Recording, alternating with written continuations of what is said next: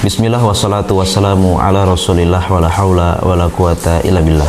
Kawan-kawan yang dirahmati Allah, ada satu amalan di hari Jumat yang mungkin sebagian besar kita mengetahuinya, bahkan mungkin sebagian besar dari kita sudah rutin untuk melaksanakannya. Amalan tersebut adalah membaca surat Al-Kahfi.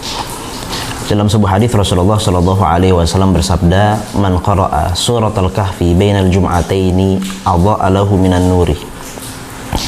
Bahwasanya barang siapa yang membaca surat Al-Kahfi antara satu Jumat dengan Jumat yang berikutnya juga, maka niscaya ia akan diliputi dengan cahaya dari Allah Subhanahu wa taala.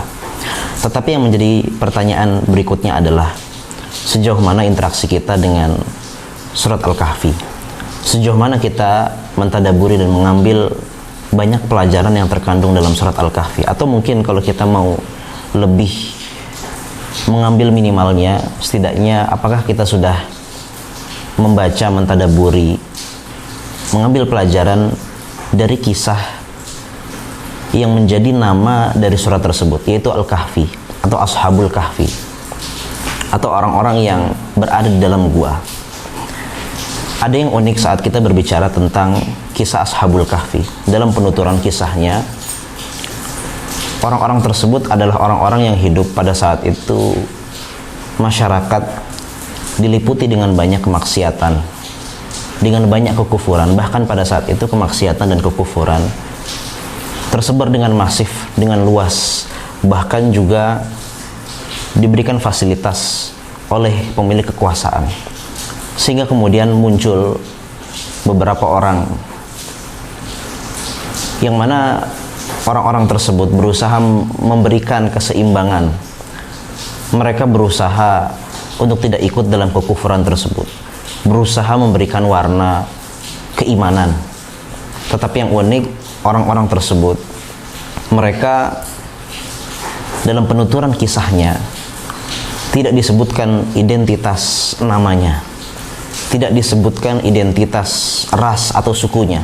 Bahkan dalam penuturan jumlahnya disebutkan bahwasanya manusia berselisih. Ada yang mengatakan 5, ada yang mengatakan 6, ada yang mengatakan 7, dan hanya Allah yang mengetahui berapa jumlah pastinya. Tetapi ada satu identitas yang benar-benar disebutkan oleh Allah Subhanahu wa taala, bahkan sangat ditekankan. Allah taala berfirman, "Idz awal fityatu ilal kahfi faqalu rabbana atina min ladunka rahmatan wa hayyi' lana min amrina rasyada." Identitas pemuda, awal fityah, al-fityah pemuda.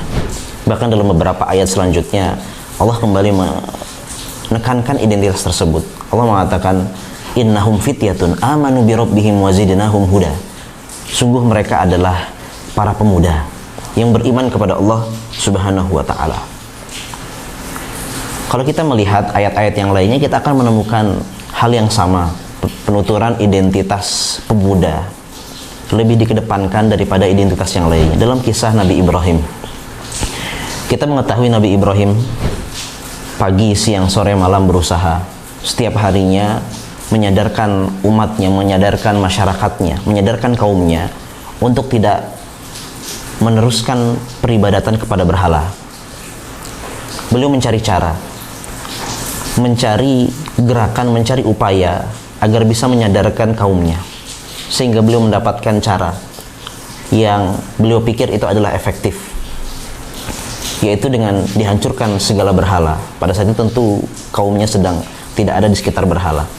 Seluruh berhala dihancurkan dan ditinggalkan satu yang paling besar. Dan pada saat kaum Nabi Ibrahim mendapati hal yang demikian, bertanya-tanyalah mereka, siapa yang berani melakukan kepada Tuhan-Tuhan kami ini? Dan kemudian orang-orang tersebut saling bertanya, sehingga ada sebagian mereka yang mengatakan, qalu sami'na fatan yadhkuruhum yuqalu lahu Ibrahim. Ada dua identitas yang disebutkan, dituturkan dalam ayat tersebut. Tetapi identitas yang pertama yang disebutkan oleh Allah Subhanahu wa taala adalah identitas pemuda. Qalu sami'na fatan, seorang pemuda, yadhkuruhum yuqalu lahu Ibrahim. Pemuda ini bernama Ibrahim. Tetapi identitas pemuda lebih didahulukan daripada identitas nama. Maka kemudian para ulama dari ayat-ayat ini mengatakan bahwasanya memang para nabi dan rasul, orang-orang yang berada di sekitarnya, orang-orang yang menjadi penolong mereka, terkhusus Rasulullah Shallallahu Alaihi Wasallam pula, adalah para pemuda. Sebab mereka memiliki semangat yang tinggi, memiliki motivasi yang sangat tinggi, memiliki semangat yang unggul, sehingga bisa mewariskan tongkat estafet peradaban Islam.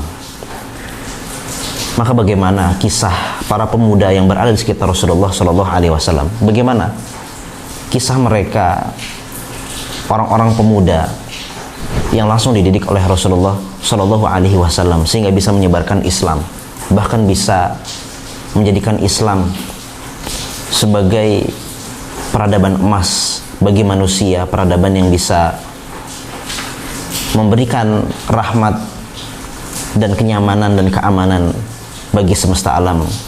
Insya Allah kita akan menceritakan kisah-kisah tersebut. Wassalamualaikum warahmatullahi wabarakatuh.